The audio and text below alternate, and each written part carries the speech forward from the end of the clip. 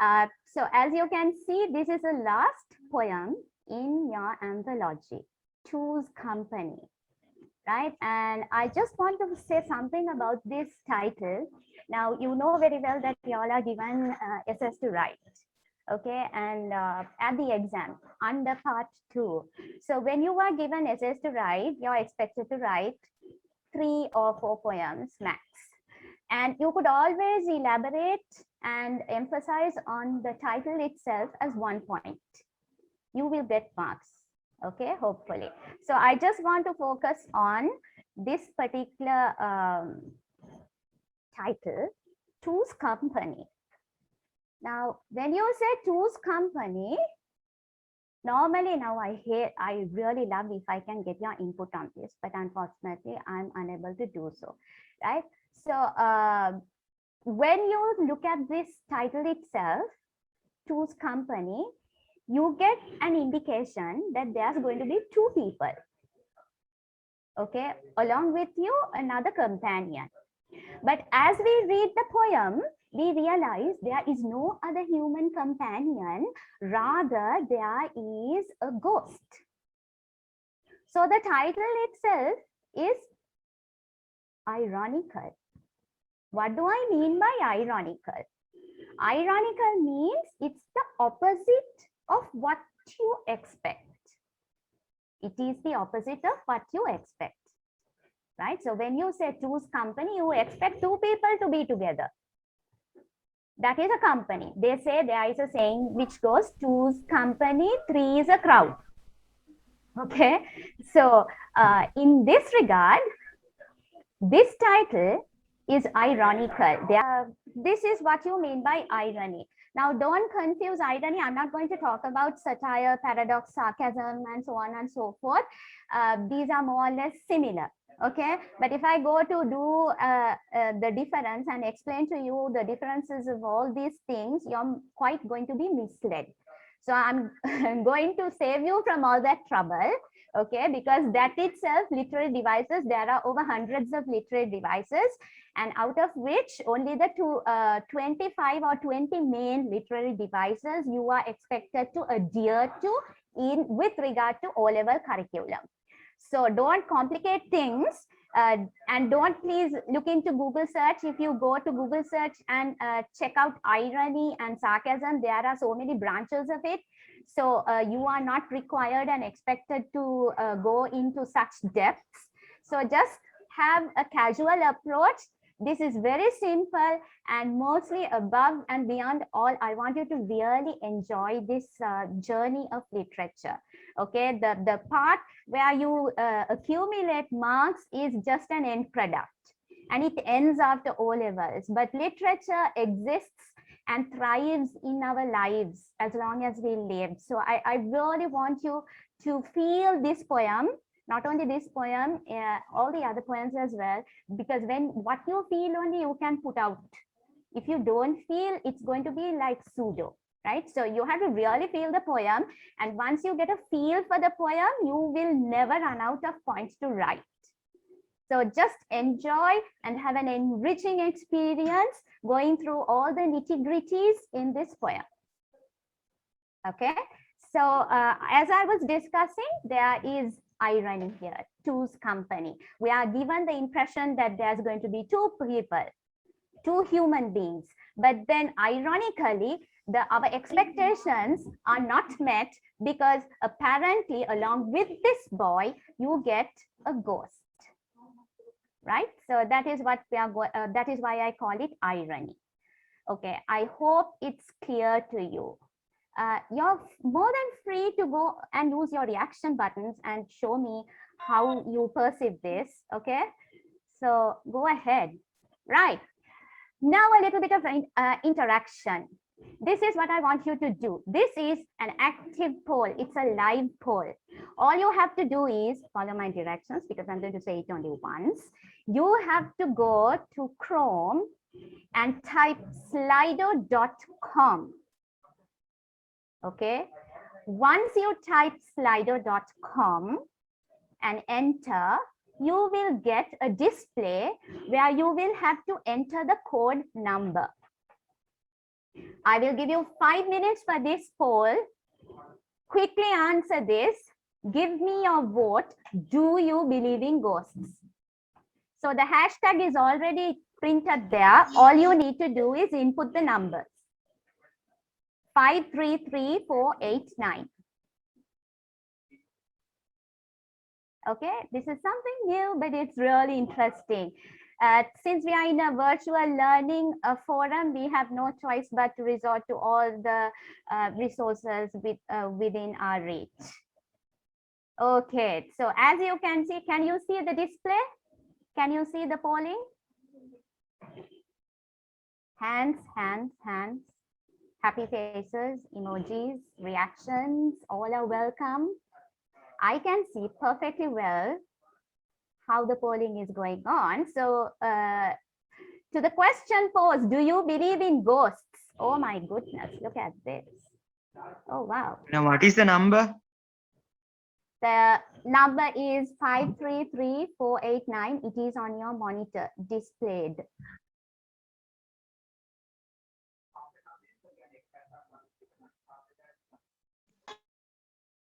Okay, so most of y'all are saying you don't believe in ghosts. And some of y'all are saying not sure. Whereas mediocre people are saying yes, they believe in ghosts. Most of y'all don't believe in ghosts. Wow, y'all believe in science and facts. Don't believe in ghosts. You have some slight inclination towards them. You have something within you, right? At least if not 100%, at least 1%. Because this is what our society has instilled upon us. Okay, we have a code of beliefs. We have some beliefs which are there from generations to generations. And we can't, no matter how technologically advanced and how scientifically advanced we are, we cannot completely get rid of those superstitions, those beliefs that are ingrained within us for generations and generations expanding. This has happened even from the Roman civilizations. You know, they were one of the forefathers. Okay, and even in Roman civilization, superstition was quite deep rooted. They even constructed colossal buildings based on the behavior of birds and other animals. Can you believe that? Roman Empire is one of the greatest, okay? And they had superstitious beliefs. So I think it's enough that I spend over here because I want to really get on with it, with the poem. So I'm going to stop this and go to our poet. As you can see, this is the picture. So Raymond Wilson, he's a British literary scholar. He's also an author. And he is also a professor of history. He is a versatile person. Okay, he's well knowledgeable when it comes to history, when it comes to civilizations, when it comes to sciences, when it comes to everything. He's quite knowledgeable. So and his knowledge is showcased throughout this poem, and he's describing, or he's touching upon some of the most prominent issues, some of the most vital aspects of life in general. And from the surface, when you read the poem, you won't get it, unless, of course, you analyze it word by word, which is what we are going to do, right? So I'm just going to go to the chat box and have a look at it. Can you send this class group link? Okay, I'm sure the admin is going to do that. Okay, let's get on with this. And also, I just want to mention the fact that there are teachers who give biographical sketches of poets. in terms of when they were born, when they died, their spouses, their children, so on and so forth. But I really don't think that that is a requirement, because you're not expected to write a biographical sketch at the exam. You are only expected to know some vital important regarding that poet, like from which generation he is coming, what type of a poet he is. If you can write that within 1 or 2 words in your essay, that is more than sufficient. So really don't go to write the biographical sketch, if at all, because I know there are some students who go ahead and write 1 page full of the biographical sketch of the poet, which is really not necessary, and you won't get marks either. And this is why they come to us and say, Miss, I wrote 3 pages, but how come I never got any marks? Look at my marks, it's less than 40. I said, okay, so did you write the biographical sketch entirely in 1 page? Yeah, there you go. Okay, so day, what is the day today? And if you say, oh, miss, it's 5 o'clock, or it's going to be 6 o'clock, is that the answer that I'm expecting from my question? No, right? So if I ask what is the day, you have to tell me what the day is. If I, so it's Sunday. If you tell me what, to the question, what is the day? And you tell me, oh, it's 13th. Is it? Okay. So that is also not correct. So you have to understand the question and answer accordingly. That is also tested, right?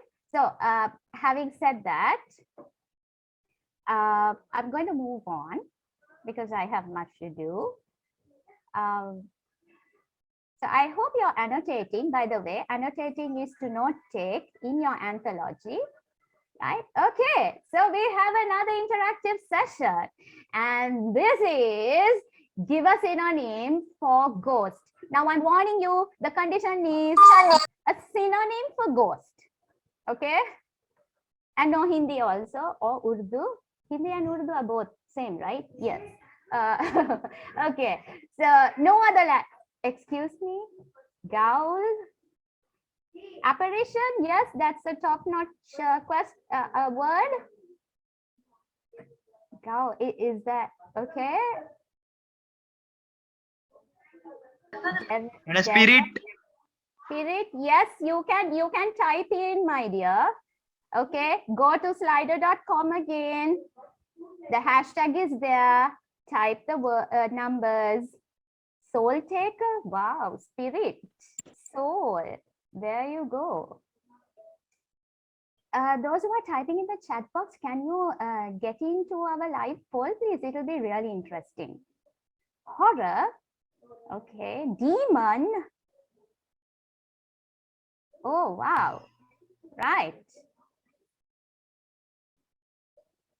Soul taker. Shade, spectre, wow, that's a lovely word. Phantasm or phantom. I think it's phantom. You have used the noun there. Okay, it's phantom. And I don't want you Google searching. When I look at the words, I know y'all are Google searching. Excuse me. I'm testing your vocabulary bank here. Okay. Okay, dark shepherd, seriously? Okay, and somebody typed the number also. I'm sorry, the number doesn't cut out. Okay, vision, shadow, devil, spirit. Okay, lovely, lovely, but supernatural. Wow, that's a lovely word. Spook. Okay, and don't type Casper, please. Casper is a friendly ghost. It's an animation. It's a cartoon character which I also used to love. No Casper, okay? And no Ghostbusters also. Ghostbusters. Shaitan. Oh my goodness. Okay. Good that whoever typed Shaitan. Right. One thing I want to tell you is, you can't Islamize your answers, my dear boy or girl, whoever typed that. You can't Islamize your answers at the exam. It has to be generalized, okay? So whatever the religion that you may belong to, don't include or reveal your religion in your answer scripts, if at all. Okay, it has to be generalized. So suppose you're going to talk about religion in connection with your analysis, then you could probably use, if you're a Muslim, you could use Islamic monotheism. If you're a Buddhist, you can talk about, the words have to be used in such a way where your identity is not revealed. Okay, so divinity, divine power. These are some of the general terms that you can use for God Almighty or God Almighty. Even that is a general term.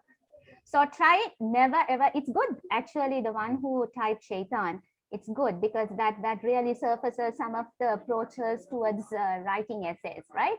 So point to be noted here is you don't specify your religion at all at your exam. It has to be general terminology.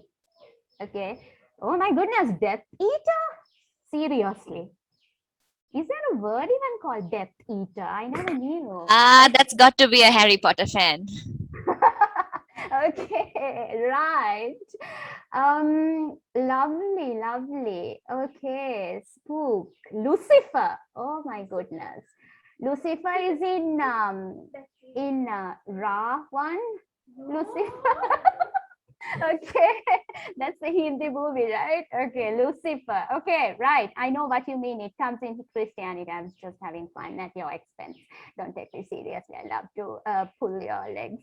Okay, so fallen angel. Okay, shadow. Right. Fiend. Okay, right. So out of all this, now you know the synonyms for ghost. Rather than me giving this is what I wanted to do. I wanted to extract words from you itself. Okay, so which brings me to another aspect of your essay writing. When you are writing an essay in literature, please don't use the same word over and over again when there are tons of synonyms out there. Okay, so don't use the ghost word throughout your essay writing for analysis. Look at the words that you have all collectively come up with. It's amazing. Okay, so this is what you say, one brain is, more brains are better than one brain, but don't take the exam also. Okay. You get a plethora of words. It's really amazing. So be generous when it comes to writing and applying synonyms in your essays throughout, because for language, as you know, or I don't know whether all of you all are aware of it, for language, they are giving 4 marks out of the 15 overall mark for essay. The balance 4 marks is for organization. So you have to have an introduction, body, paragraphs, and conclusion. And the balance 7 marks is given for content in terms of the 3 or 4 points that you wish to analyze. That is how the breakdown of the 15 mark is. So you need to write in the most perfect manner as much as possible in order to accumulate all that mark. Okay, so I'm just going to go to the chat box and have a look. Creeper. Arshad says creeper. Creeper is also some broth, right? Dementor. Okay, shade. Right. Okay, right. So let's get on with the poem without further ado.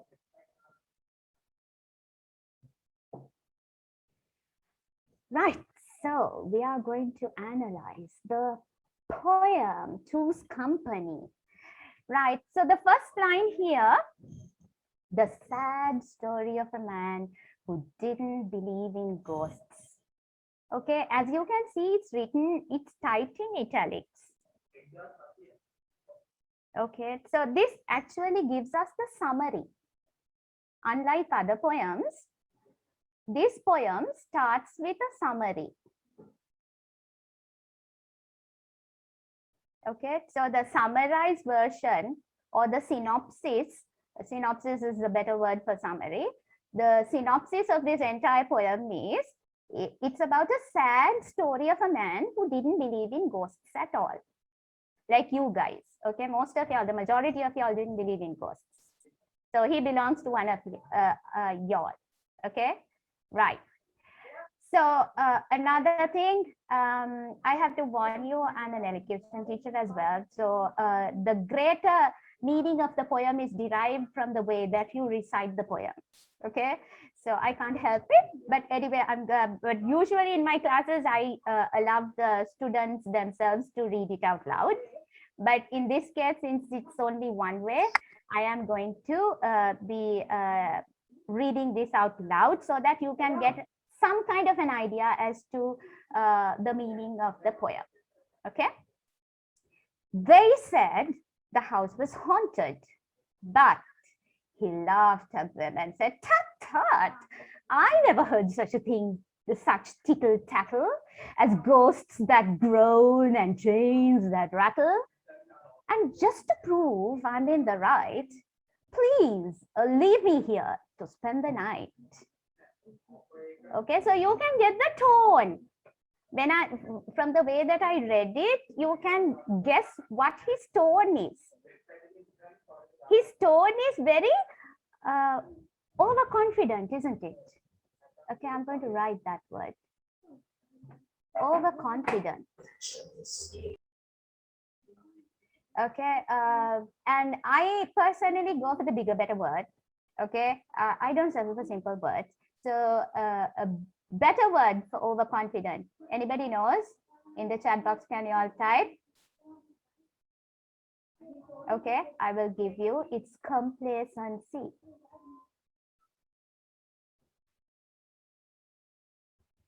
Okay, complacency.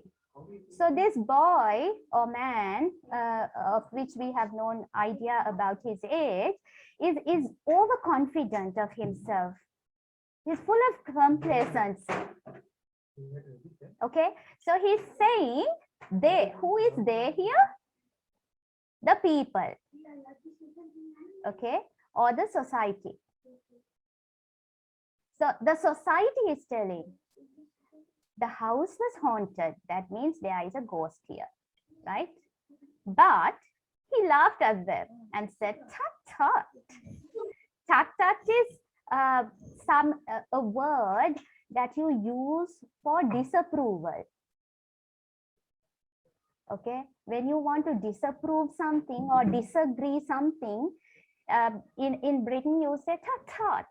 Okay, with an accent. So he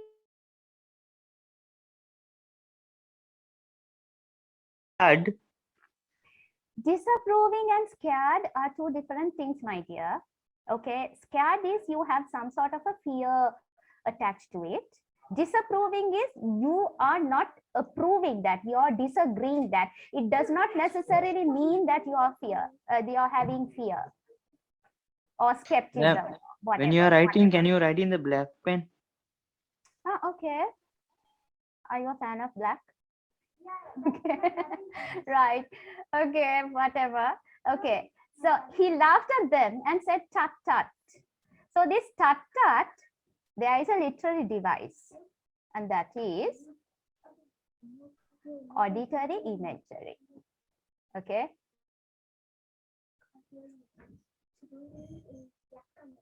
Okay, right. So auditory imagery, look at the word audio. The root word is audio. Okay. Now I know there are teachers who are giving handouts with definitions of literary devices, which I really don't see the point of it. Okay. I mean, when you went to preschool, nobody. This is red, this is blue, this is black. How did you learn the colors without even realizing to read and write? It's through practical approach, right? I mean, she showed a red apple and said, "What is this? This is red." So from that day onwards, you had that notion in you that whatever that color represents is red. So you are able to identify different hues of colors. right? So the same way you have to have an approach towards literary devices. Okay. Are you all having some issue with regard to my audibility? You sound absolutely perfect now. Okay. It sounded like you were far, but this is perfect. Okay, that's obviously because I'm using my earphones and I just drew the gadget close to my mouth now. So I'm holding with one hand the gadget close to my mouth. So I guess I have to make do with this till the end of this session. Right. Okay. So to get on with it, auditory imagery, go with the root word audio. Audio means something sound related, isn't it? Okay, so when some natural sound is present, you call that literary device auditory imagery. So tut tut, it's a sound made by a person in terms of disapproval. So there's auditory imagery. Now there is a fancy word for auditory imagery, and that is onomatopoeia. Okay, so matter. I break it into syllables so that it's convenient for me to spell it out accurately. Matter. Don't laugh, poia. Okay, right. You have to have these shortcuts in order to get the spellings correct. I mean, no one's perfect, right? So, onomatopoeia, that's a fancy word. Otherwise, you can go for auditory imagery. Either way, it's the same. So there is auditory imagery there. I never heard such tittle tattle. Okay. Tittle tattle is another slang word for nonsense. Okay. He's telling, oh my goodness, what is that? I've never heard. It's all nonsense. It's all, if you ask me for a better word for nonsense, I can give you that also. It's balderdash. I love this word. I don't know why, because it sounds so uppish. I don't know. Balderdash. Okay, nonsense. Yeah. So he's telling I never heard such tittle tattle. Okay. So and then as ghosts that groan and chains that rattle. Look at the word. Now, I'm not going to tell because you already know this is a natural sound. So what is a natural sound called with literary devices? That it's auditory imagery. Groaning, yes, or onomatopoeia, if you choose the fancy word. Right, as ghosts that groan and chains that rattle. I don't know, for some reason ghosts are associated with chains, isn't it? When you see anywhere a ghost, you're probably going to see the chains attached, tied to it, or he's holding the chains, and the sounds are coming. I think in all those horror movies you have these chains, some connection, some association, I presume. Okay, so chains that rattle. Okay, rattle. That, my dear boys and girls, rattle is a sound. Okay, so any natural sound, what is it? Auditory imagery. There you go. It's very easy, right? Once you figure out once you identify what auditory imagery is, wherever you see a word, oh, that is auditory imagery. It has a natural sound. So have a practical approach, children. Literature is so beautiful. It's so interesting. You need not go through theory after theory and then, stuff your brain with all these informs and whatnot. Just enjoy the process, enjoy the learning experience itself. And just to prove I'm in the right. So this shows his overconfidence. Again, this shows his overconfidence tone. He's so sure that ghosts do not exist. Again, what's the bigger, better word? Complacency. Right? I'm not going to write because I'm on a time constraint here. So just to prove I'm in the right, he's so overconfident that he is going to experiment, put it into an experiment, like every scientist. What does a scientist do? If they have a hypothesis, what is a hypothesis? Now, this is not a science seminar, so I'm not going to talk about hypothesis. Maybe I could just say that it's an assumption. You have an assumption, okay? You want to find out whether it's a fact or an opinion. So what do scientists do? They put it into experiment. Okay, they experiment and see whether it's true or not. So when you have a hypothesis, you test it. After you test it, you get the results. So the results will prove whether it's true or whether it's false. And that's how scientists and science believe. They don't, they have an opinion and then they follow it up and then they go through its validity and then they come to a conclusion. They don't just blindly behave. And maybe that is the reason why most of y'all now in the polling voted for that you don't believe ghosts, because we are in a scientific era, technologically advanced. Okay, and that is why there are more and more atheists. Atheists are people who do not believe in the existence of divinity or God. They don't want to depend on God at all, right? They believe in the evolution theory of Charles Darwin and whatnot, Big Bang theory. Okay, but may I remind you that these are all evolution theory, Big Bang theory. Okay, Big Bang theory, that is to some extent it is scientific, but theory of evolution of Charles Darwin's is not yet proven as scientifically accurate. It's just a theory. The word theory is attached or affixed as a suffix. So you can't actually believe in the theory of evolution. Okay, people are still testing and trialing on that. So enough of my science because I have so much to do. Okay, and let me go to the other one. So he's trying to test his hypothesis or the general assumption that ghosts do exist. I believe somebody has unmuted. I can hear a lot of background noise. Thank you. Okay. So because it really distracts me. Okay, when I'm on a flow, I need to concentrate on this so that I can give you all my best. Okay, so it's for your benefit. Thank you. Right, so please leave me here to spend the night. So what is this? Is the test that he is going to do.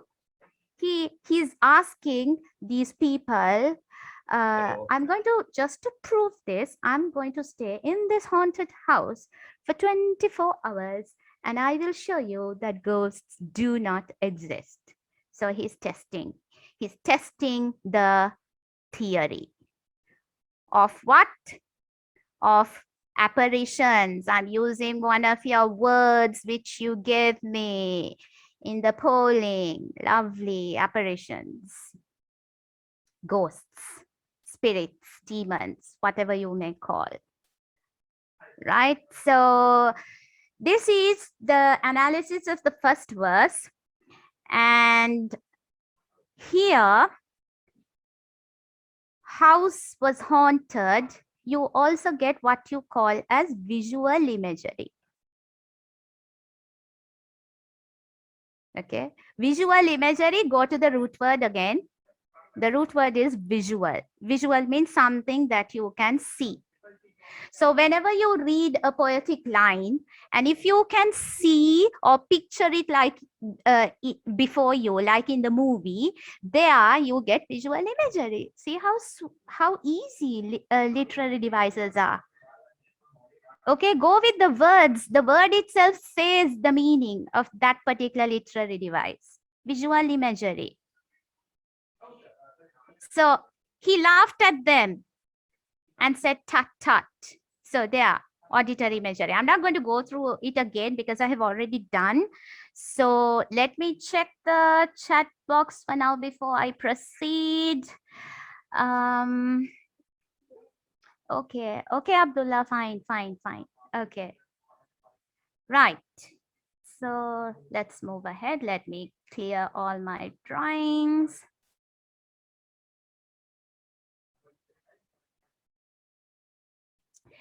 Okay, the second stanza.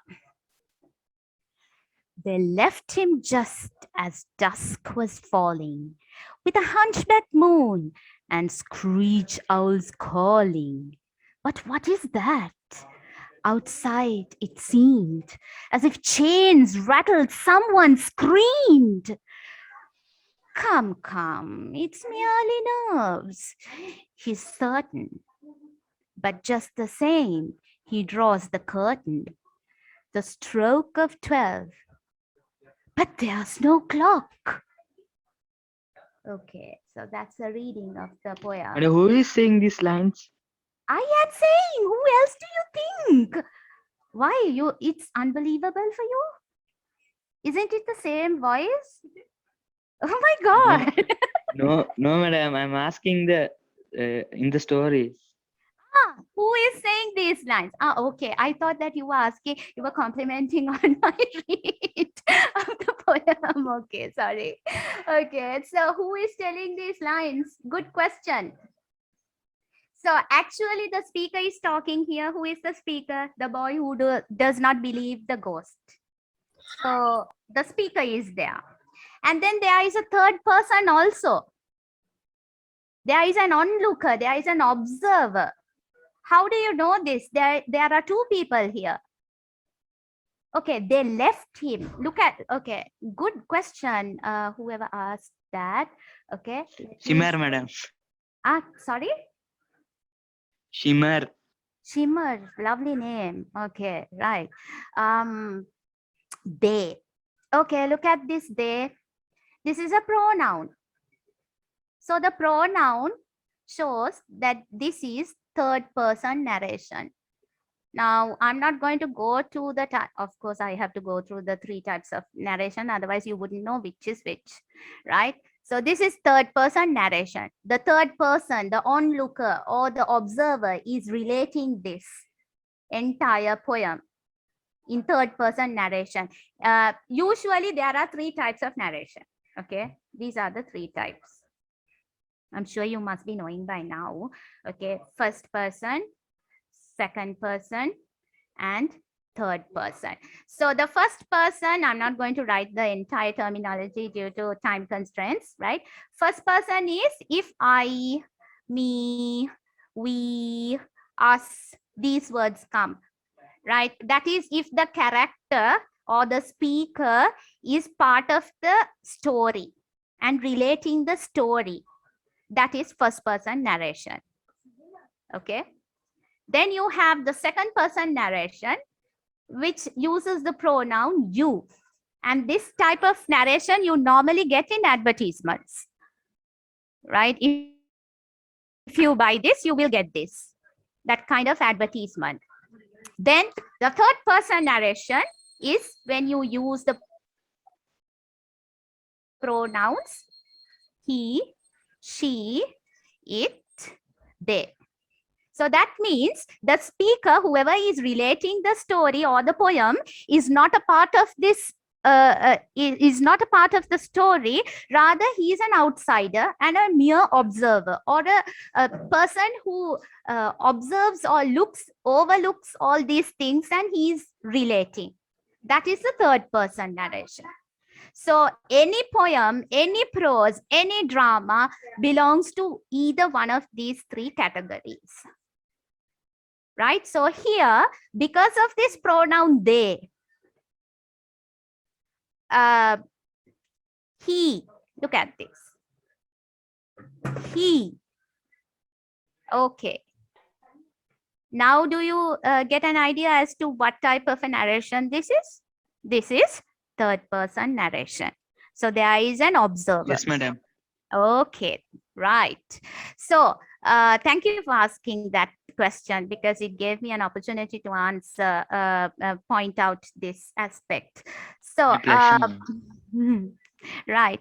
So they left him just as dusk was falling. Okay. So they are the people, okay? They are the people left him just as dusk. Dusk is the night time. Now, this is really beautiful. The poet is not directly telling everything, he is telling indirectly. So when he uses the word dusk, we know it is what time? It is Nighttime. the night time. It's actually dusk is between day and night, like where you get the twilight. Okay, which in Islamically you call it the Maghrib time, right? So dusk is the transmission from day to night. So it's that time and it's falling. So this is really dramatic. When you talk about horror movies, mostly horror movies are happening, taking place in the dark. Like most of them, they shoot in the darkness, right? So there is a dramatic element over here. With a hunchback moon. Okay, Hunchback Moon. Now you know Hunchback Man of Notre Dame. If you have read novels, this is one of the greatest novels, Hunchback Man of Notre Dame. It talks about this really ugly, disfigured man who's having a hunch, who's bent into two, who falls in love with this really pretty girl. Okay, and what happens there? Please watch it in your spare time because that's a really nice movie. So hunchback means bent into two. Now what is he using here? Hunchback for a moon. Normally hunchback is for a man. Now here hunchback is the adjective for a moon. So there is personification. This is a very important literary device. Personification. Again, have a practical approach. Go with the word person. In personification, the prefix is person. Person means a human being. So when non-humanistic things are given humanistic attributes, you call it personification. Now, the ones who are doing Sinhala, you also have these literary devices in Sinhala. If you ask Sinhala teachers, they might tell, okay?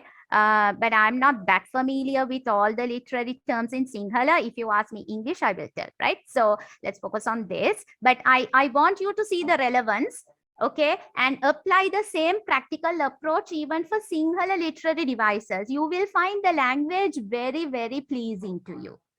You really have to enjoy the ride. Okay, you really have to embrace the journey. Only then you can achieve both the end results, both in academically as well as in a personal level. I want you to achieve both, hopefully, right? So have a practical approach. Personification, that means hunchback is this, the crescent, all this. Hunchback is bent into half, no, right? So here, this is the hunchback moon. That means the crescent here. He's telling everything indirectly. Crescent, the hunchback moon, personification. And screech owls calling. Screech, calling. These are two natural sounds. So what did I tell you what natural sounds are? They are called auditory imagery. There you go. There's auditory imagery there. There's personification, there's auditory imagery. Right? But Madam, what is screech? Screech is the sound made by the owls. Okay, Screeching madam. owls. Okay. If you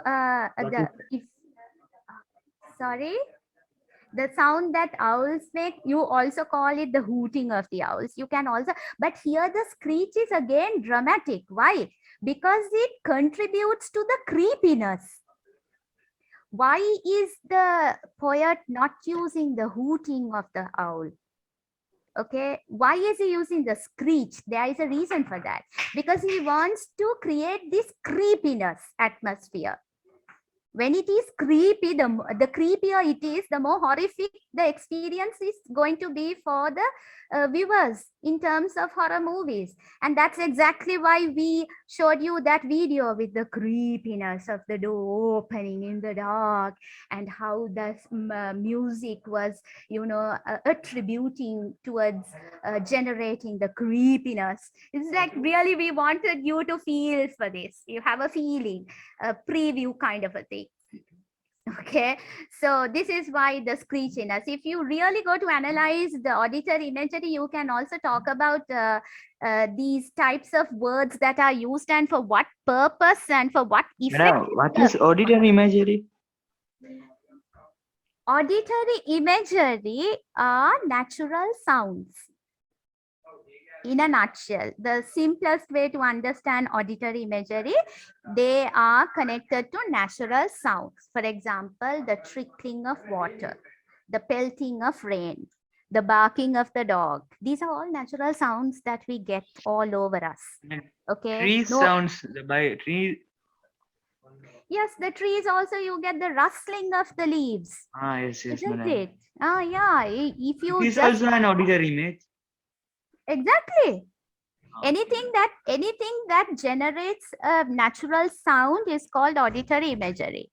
Okay, go with the root word audio. Now, look at this. But what is that? He's asking a question, isn't it? But he's not expecting either of us an answer. He's just asking a question without expecting an answer. And that itself is a literary device. You call it rhetorical question. Okay, our mothers are famous for this rhetorical question. Even me inclusive. Okay, when I am bombarded with tasks from morning till evening, and I'm really anxious and overwhelmed, I suddenly go from kitchen to the bedroom, and then I forget what I came for, and I'm like, now what did I come here for? I keep asking that myself, and then for some reason at that moment I can't remember what, then I rush back into the kitchen and do what I'm doing, and then halfway through, oh yes, it strikes me, and then I come back to the room and then I get on with it. Okay, so when I ask now why did I come here for, I'm not expecting my children to answer that, nor anybody else. I'm just asking that for clarification. I need to clarify myself. Okay, so that type of question is called rhetorical question in literary terms. Okay, so he's not asking any answers here from anybody. He's not expecting an answer. But what is that? Outside, it seems. So the sound he hears is coming from outside, as if chains rattled. Okay, rattled. Someone screamed. Okay, two sounds, two natural sounds, which are called auditory imagery. See how easy it is. Natural sounds, auditory imagery. As if chains rattled, the rattling of chains, and someone screaming. Okay, so that's auditory imagery there itself. And then I want to focus on another one. So I'm going to use another color. S here, S here, someone screaming. Okay, now I know you, most of y'all will tell alliteration, because any two words or three words beginning with the same letter and same sound is called alliteration. But for some reason, I don't know why, S is special in literature. So any S words related, when it's repeated, you call it sibilance. Okay, any S words, I don't know, for some reason S is special in literature, I guess. So all S words are called sibilants. So there is sibilance here, not alliteration. Okay, don't get that confused. Then he's telling, come, come. Okay, I'm going to stick to black because most of you black is visible, right? Come, come. There's repetition here. When words are repeated, you call it, oh, that's I. The for repetition, how many words should be repeated again? Sorry, for repetition, even twice is more than enough. Okay, Any madam. word that is repeated twice or more than twice, you call it repetition. But you know me, I go for the bigger, better word. So I even have a bigger, better word for repetition. Anybody knows that? It's called, yes? Ah, lovely. Who is that? Who said that? My $1 million word. Maslama. My student. Okay, no wonder. Right. Okay, right. Thank you, Maslama. Reiteration. So reiteration is a fancy word. Repetition is a normal word, okay, which more or less means the same. Reiteration, repetition. So why is he using repetition here? He's trying to pacify himself. Oh my goodness, he's trying to calm him down, to pacify himself. He knows now he's getting the giddiness. He's getting that phobia kicking in, that sense of fear kicking in. Why? Because the chains rattled and someone screaming was heard. And it is dusk, so all that accumulated, he's getting the nerves now. He's getting the fear kicking in. So he's trying to pacify himself. He's saying, come, oh come on, something like that. It's merely nerves. No, it's just my bodily reaction, nothing much. Actually, when he says these negation, these are called negation. Okay, he's ignoring, he's disapproving, he's disagreeing to everything that is happening. When normally in human psychology, more so with the female psychology, if they say no, it's understood as a yes. I don't know how many of y'all will agree for that. Okay, when a girl says, it's like literature everywhere. Okay, like when something bad happens, you always see the positivity of it and try to, come out of that situation and do your best, kind of. Yes, exactly, Alicia. Coincidence, we are studying two's company current, and then suddenly, yeah. And then we also did this, how he's trying to pacify himself. He's certain. He's absolutely certain of himself. That really shows his complacency, overconfidence, level of overconfidence, right? And then look at this. There's brackets. So in brackets, what is a bigger, better word? Parenthesis. Some say parenthesis, some say parenthesis. Okay. So if you analyze this poem, there is parenthesis in two places, if I'm not mistaken. And if you read what is inside this parenthesis, you will see that it's all the actions and reactions of this the boy or the man whom we are talking here. But just the same, he draws the curtain. Now, this is important. When you say, as you read, he draws the curtain, you can picture him drawing the curtains, isn't it? So what imagery is there? There is visual imagery. Sure. Yes, very good. Is this visual imagery suggesting us? He's drawing the curtains. Why should he draw the curtains? You think he's in love with the floral curtain? Obviously not. Why is he drawing the curtain? Because he is experiencing fear. He is experiencing fear. And he's drawing the curtains because he doesn't want anybody from outside to see what is happening inside.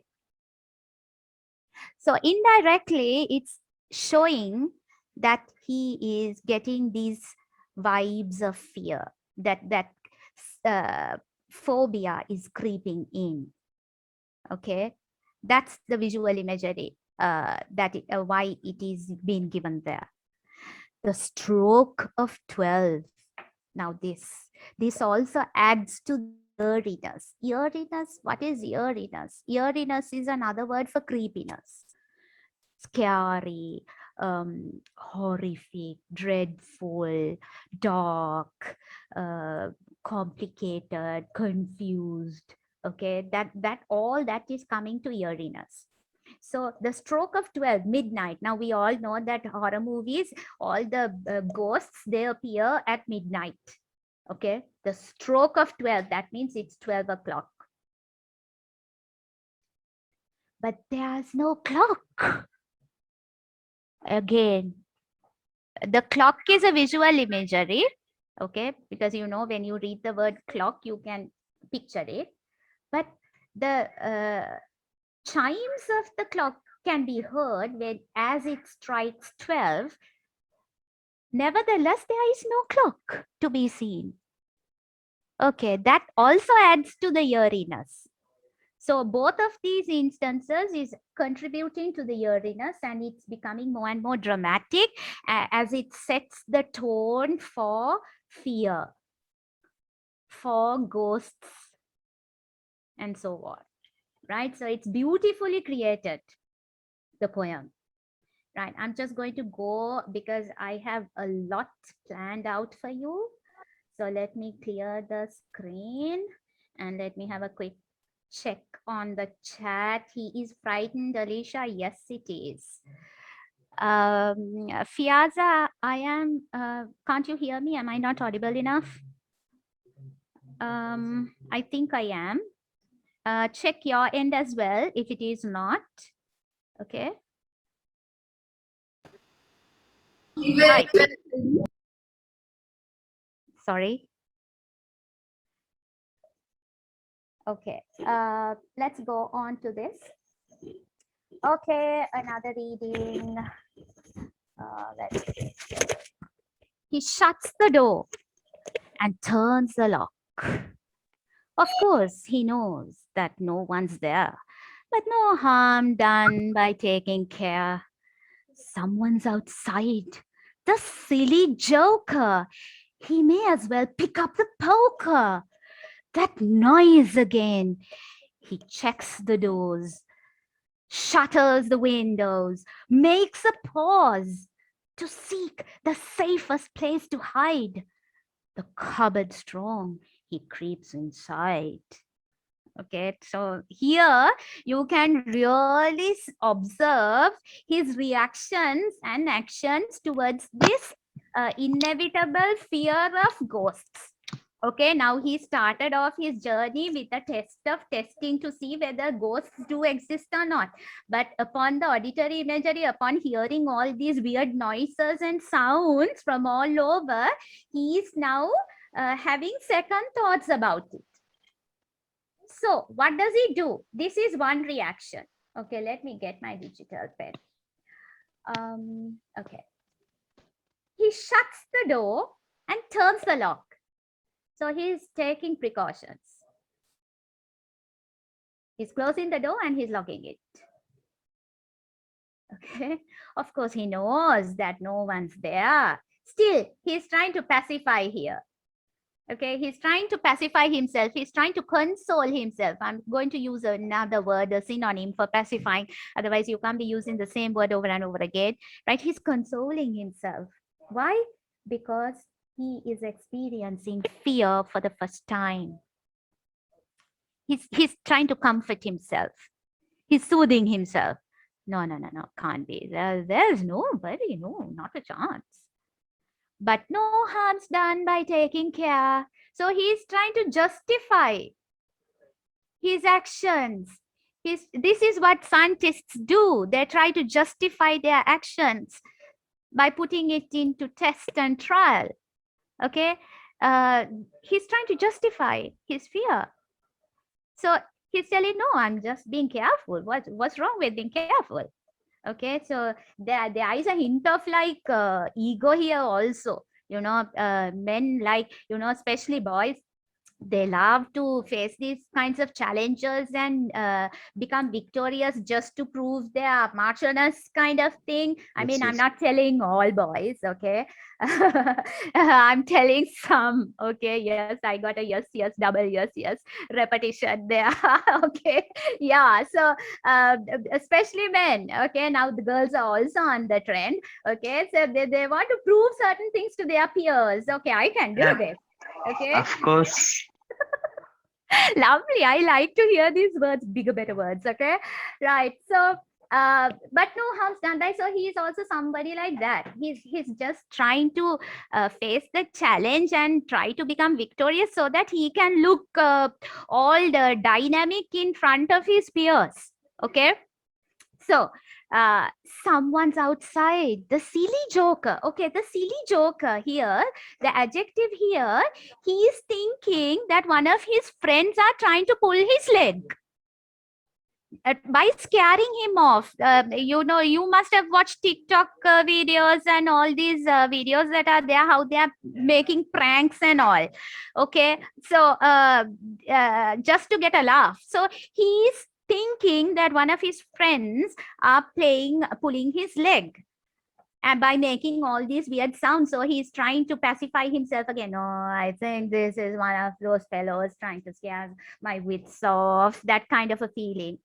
Then again, parenthesis. Remember, I told you parenthesis, the brackets. He may as well pick up the poker. Okay, what is a poker? This is something relatively new to our Eastern countries. In Western countries, you get these fireplaces to keep themselves warm during winter. And in those fireplaces, you have some kind of a stick, which is called poker. Okay, I'm really bad at drawing. Okay, it's not this fat anyway. Something like a stick where they use it's hung on the side of the fireplace, and if they want to like get more flame burning in, they take this stick, it's made out of lead, and then they poke the fire so that it would burn more. That is called a poker, right? So he's taking the poker. In our Sri Lankan term, it would be the kossa, the broom. Okay, when something comes, and if you are scared, we might take the broomstick. So they are taking the poker. That's the only difference, right? So he's what is he trying to do here? He's trying to arm himself. He's trying to arm himself. In case the ghost appears, he can protect himself with the poker by striking the ghost. I mean, seriously, does it work on a ghost? I mean, they have supernatural powers, right? So, but still, this is his only arming technique he has. Okay, so that also shows that he is in fear now. He is at a wit's end. That noise again. Okay, with an exclamatory mark. Again, the noise is heard, so it is auditory imagery. So the fear is being amalgamated, mixed. I'm giving you really lovely words. Please use them in your literal works, in your essays, in order to get more marks and sound more like a pro. Okay, amalgamated means mixed. It's mixed. He's having mixed feelings now. Earlier, he was so overconfident, and now he's like, you know, having second doubts. He checks the doors. That also shows his fear. Checks the doors, visual imagery. You can picture him checking the doors. Shutters the windows, draws the shutters down, visual imagery. Makes a pause. Pause means a short stop, right? To seek the safest place to hide. Now he is going even further to the extent of hiding himself. He's trying to make himself oblivious. Okay, oblivious. Oblivious means not known. He's trying to make his existence unknown to the ghost in case the ghost comes. So he creeps inside. Okay. So here also, this is highlighting. highlights the actions of the man through the parenthesis. Actions of man. Okay, it highlights the actions of man. He's now hiding inside the cupboard. Okay, such a scaredy cat, you call it a scaredy cat in our terms. Okay, now he's getting the vibes of fear. Now he's getting it, and now he is, you know, trying to disappear. Okay.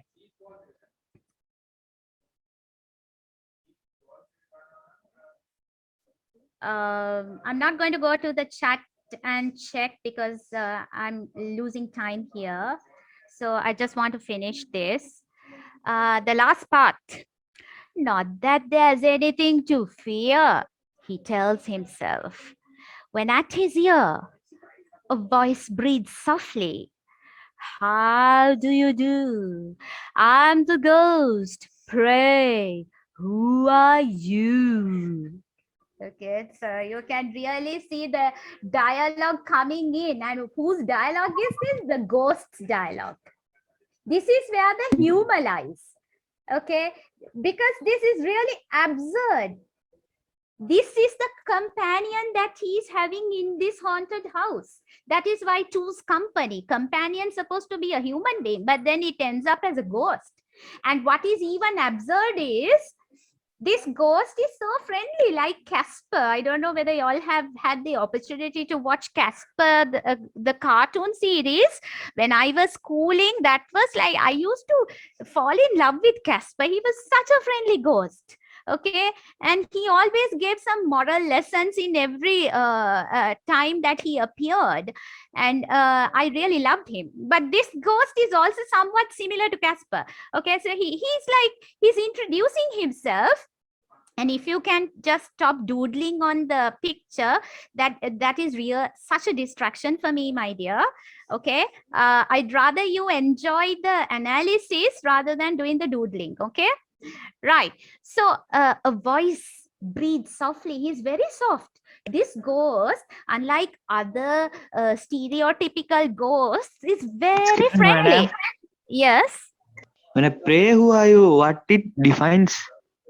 Pray, who are you means the ghost is so friendly. He wants to get to know this man. Madam, whether the yes. ghost is saying friendly or he's trying to scare the man. In this, you can take it either way. Okay, now the mere vision of a ghost will scare you, no doubt. Anybody would get scared, and if they further go to be talkative and use dialogue and words and ask you questions, that is even scarier, isn't it? So it can be taken both the ways, but either way, the absurdity or the humor is generated because rather than scaring away by saying woo and boo and ah and all, he's very friendly. He's trying to approach the person, and the ghost he's introducing, he has gentlemanly qualities. This is what a proper gentleman would do. When they see a lady, they would come, hello, I'm blah, blah, blah. How do you do? May I know your name? This is how a real gentleman would ask. Okay. Of course, nowadays you get people who are also, passing comments and being sarcastic at girls. That is a different thing. Okay. But what I'm saying is, if you are a real gentleman. Sarcastic means kidding, no? Sarcastic, good that you asked, because I'm going to talk about those differences in a short while, because most of the students are getting it confused. Okay, so let me go to that later after I explain this. Okay, so here you have gentlemanly qualities from the ghost.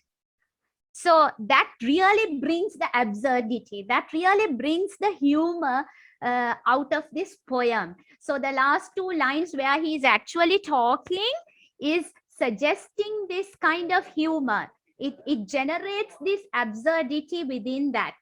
And that is why it's categorized under poetry humor. Okay, this poem is categorized under humor, which is why. So again, talking about that question regarding, okay, I'm going to write certain words because I really think y'all need to know the definitions of these words and the nuances between among them. Okay, irony, satire, paradox. I mean, these are all okay.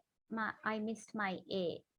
Okay, give me a minute. Don't ask any more questions because otherwise I wouldn't be able to justify my answer. Okay, wait a minute. Patience, sabr, paradox, and what the other word is, sarcasm. What you asked. Okay, now these words more or less means the same, but there are slight nuances.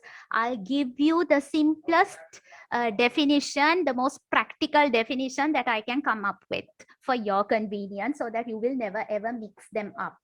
Okay, right. Irony. Irony, we mentioned that the title itself is ironical. What do I mean by ironical? You think when you say two's company, you expect two people, two human beings to be each other's companion. But in this poem, you see that one is a human being, the other is a ghost. So you are given opposite expectations. Your expectations are met in a very opposing way. So that is called irony. Okay, I'm sure you must have understood this. Perfect example is the profile pics that you get in Insta and in reality. Okay, in Insta, they are like drop dead gorgeous. Oh, wow. Like no other greater, more handsome, more beautiful.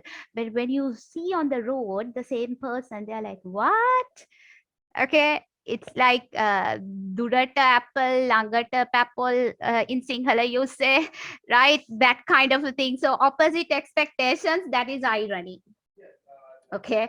I'm using these words not to criticize anybody, but so that you can have a practical approach for these terminologies, which are of immense importance.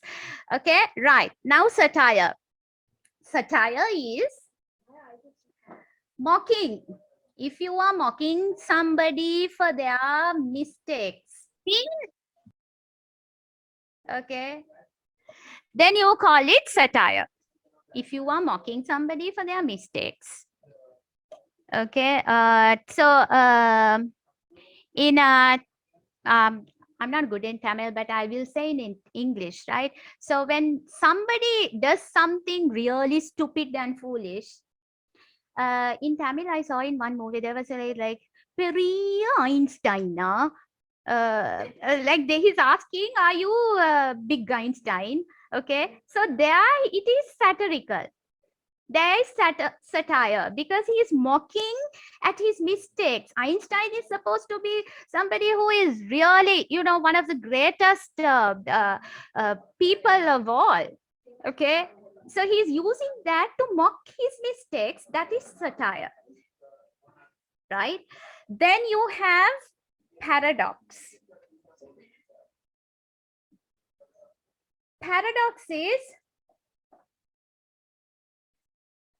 contradicting statements. Contradicting statements. Okay, paradox. That means you say something, but the truth is so bitter. It's the opposite. You say something, you utter something, but the truth of the matter is it's something totally untrue, and it's something really bitter. I really beg your pardon, but right now the only paradox that I'm warning you, okay? The only paradox that I can come up with is, given the scenario, political scenario of our country, can you all guess what it is? Okay. Madam, what did you ask? I cannot hear you. Okay, I can't say it loud. Okay, I can't say it loud because I don't know. It's not ethical. But the only paradox that I can come up with for an example is the statement "Apitamai hondatama kare." Okay, that's a contradicting statement because given the situation and the existing, the current scenario, things are not like that. Okay, so that is a paradox there. You say something, but opposite of that is happening. Okay, right? So then you have sarcasm. Okay, so sarcasm is to embarrass a person or insult a person. Embarrass or insult a person. That is sarcasm. Okay, so if you're like, I have heard some people say, like, when not all teachers, fortunately there are lovely teachers, but I have heard my students say that their teacher is calling them donkey, monkey, buffalo for mistakes, and Sinhala also buruwa, gona, miharaka. Okay, so I was like torn apart when I heard that, right? But anyway, You are not like that. how do you know that? You hardly know me. No, madam. So you already judged me from this short time with me. Oh wow! Yes, madam, I right. can judge you. Okay, thank you for the compliment. Okay, right. So I'm not saying that all teachers are like that, but certain teachers, I don't know. That is sarcasm. Okay, you can't make a mistake in their eyesight. In their eyes, you are deemed as a slow learner, and they end up calling names. But as far as I'm concerned, even the teachers that I move with in schools, I haven't heard that. To be frank, but this is something that my some of my students told me, unfortunately, right? So that is sarcasm. So I hope you know the differences, the nuances. Nuances means these tiny disparities between these four yet intertwined literary devices: irony, satire, paradox, sarcasm. And all of this is there in this poem depending on your perspective, depending how you look at it. Okay, now that boy who asked me, pray, who are you? Can it be that he is trying to scare him through his verbosity? Okay, verbosity. Come back to Prisha, okay? Verbosity, lovely word. I love this word. Verbosity means words. Okay. Right. So through the verbosity, is he trying to scare? I don't know. You tell me. If you're writing your analysis, you can write it like that. Or is he trying to be gentlemanly, having gentlemanly qualities? That is also accepted. So you see, in literature, the same poem can have different perspectives. Okay, it depends on the onlooker. It depends on the individual. The way each person is brought up, depending on the experiences, depending on the cultural background that they come from the belief systems and all that, it varies.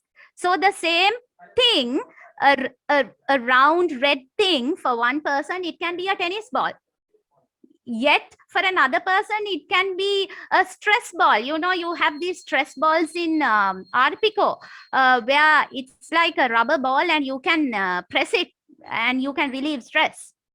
So for a person who knows about the stress ball will think, no, it's not a tennis ball, it's a stress Madam, are you ball. doing that? I'm not, but I'm tempted to do that. Because it's so much of stress these days.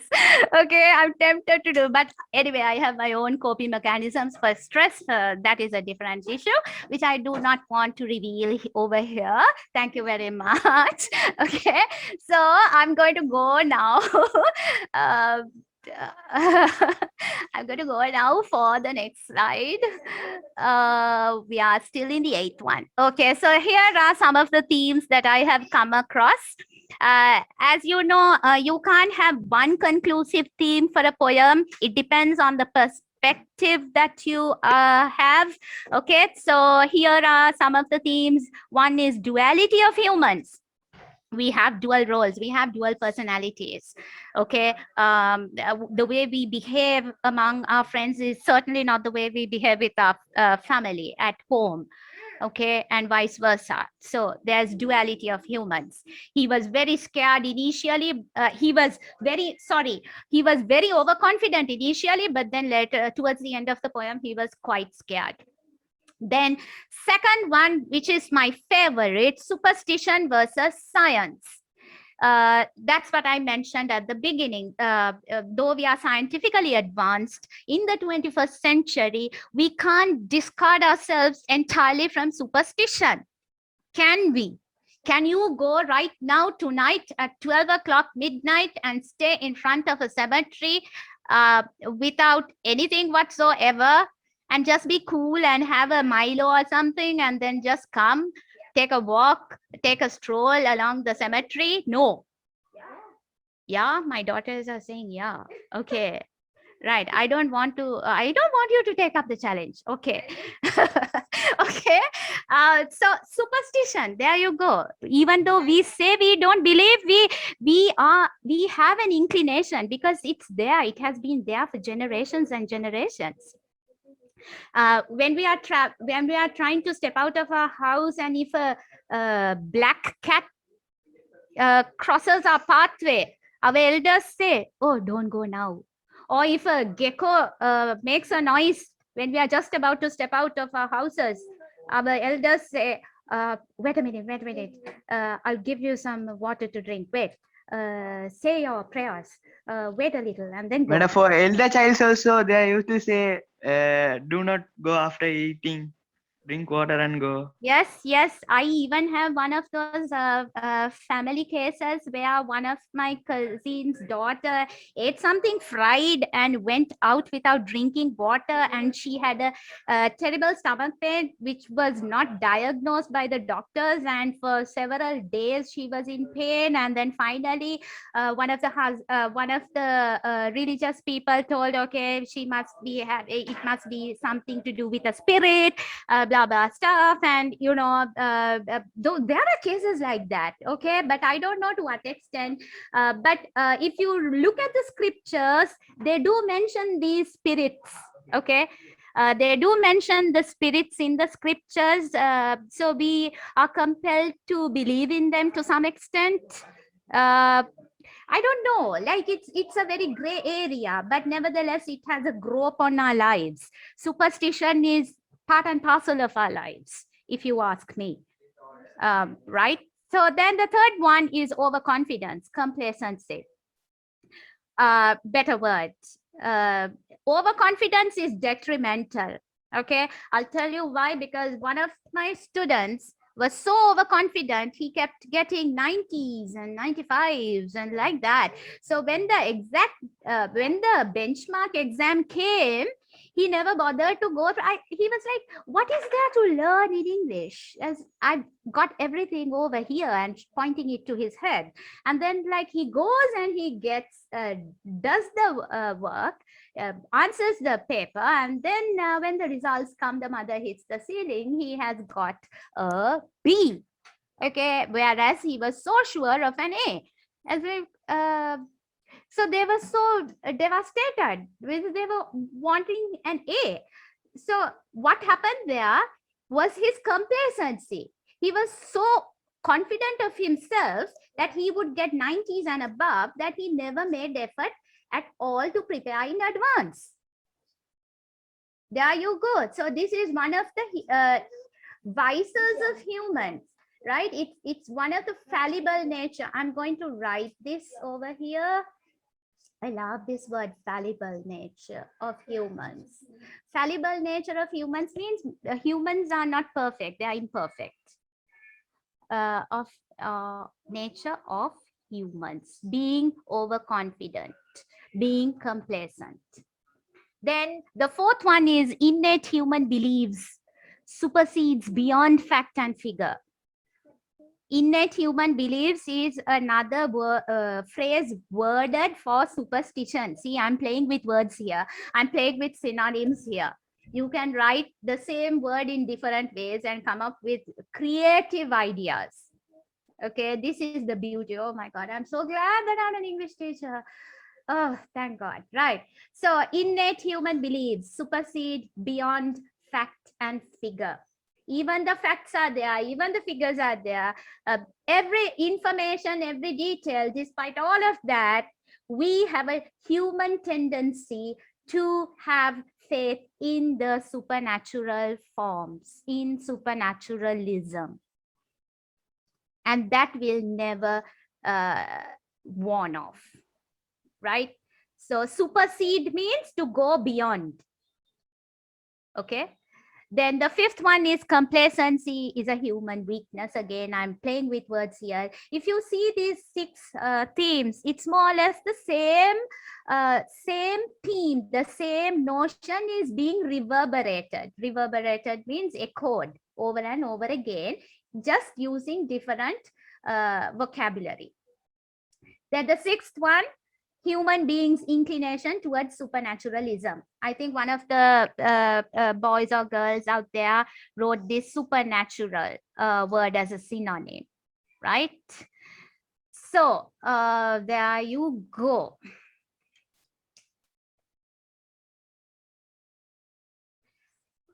Okay, so it's exactly 7.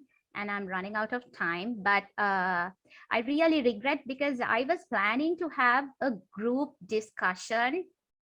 I wanted to put you all into a break room and then give you these questions to derive points for this so that you can discuss with your peers, and then we can have a kind of like a brainstorming.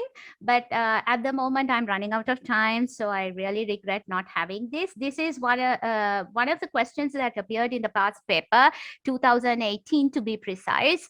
How does the poet create human in two's company? Discuss with detailed reference to the poem. This carries 15 marks. Okay, so I really regret my inability to indulge you all in a brainstorming session, but I will show you. This is the marking scheme. What is the meaning of regret? Regret is to have sad feelings for losing it, or regret is something that you feel sad for not having it or not possessing it or not it depends, like you get my point, right? Regret means something that you feel sad and you feel utterly helpless because you don't have it within your possession, or if you don't want to do something, if you couldn't do something due to other factors, and you have this feeling where you feel in vain, I should have done this, that is regret. Okay, so over here, if you can have a quick skim and scan of the marking scheme, this is the exact marking scheme that was given to the examiners as the answers for the question given. Of course, these are points and you are expected to adhere to a structured essay with introduction, body paragraphs, and conclusion, and you have to write complete sentences. Okay, so how is humor created? I will just skim you through this because lack of timing. Overconfident person who reacts, how does he react? His reactions show the humor. Then you can talk about his reactions using parentheses. But it is the summary of this poem. This is not the summary of the poem, my dear. This is the marking scheme. These are the answers to write for the particular question which appeared, which I showed you in the previous slide. Okay. Right? How is humor created? Through the absurdity and the incredibility of the events create humor. There is full of absurdity. One absurdity, how the apparition is such a gentleman and says, "How do you do?" and ends it. That's really absurd. Okay, the structure of the poem, you can talk about the structure of the poem, and that also creates humor. The title itself creates humor. That's what I told you. Always analyze the title as a point you get marks. If you can talk about the title and say that there is irony and why the irony is, that itself is rewardable. Okay, so then the overconfident way the man refuses superstitions. He was so overconfident. So, and then the scary setting. Okay, the scary setting, I told you the eeriness, how it was developed. Then the literary devices, you can talk about sarcasm. Where do you find sarcasm? We discussed that, right? The use of parentheses, even punctuations. If you can analyze that as a point, why is the poet using the parentheses? For what purpose? You can get marks, right? So I'm not going to go through all these things. This is how basically it's done. Okay.